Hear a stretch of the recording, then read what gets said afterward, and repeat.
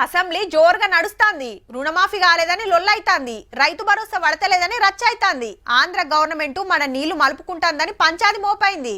దక్షిణ భారత హక్కుల కోసం కొట్లాట చాలైంది. ఇట్లా ఎన్నో నడుస్తుంటే ప్రధాన ప్రతిపక్షం లీడర్ అయితే సప్పులు లేదుల్లా. అప్పుడప్పుడు అగవడకుంటే ఎట్లా అనుకుండో ఏమో ఇయాల గిట్లొచ్చిండు వార్తలకు. ఈ ఏడనో కాదుల్లో ఎర్రవెల్లి ఫామ్ హౌజుల్నే రామగుండం పాత ఎమ్మెల్యే గారు పాదయాత్ర చేసుకుంటూ వచ్చి పార్టీ అధ్యక్షుల వారిని కలిసిండు.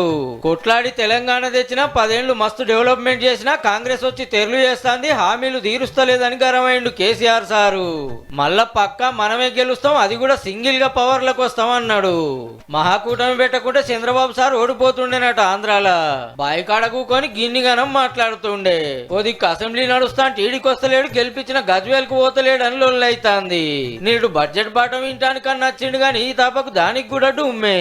అసెంబ్లీలో ఎట్లా కొట్లాడాలనో ఎమ్మెల్యేలకు చెప్పి అధ్యక్షుల వారేమో ఫామ్ హౌస్ నుంచి కదులుతలేడు.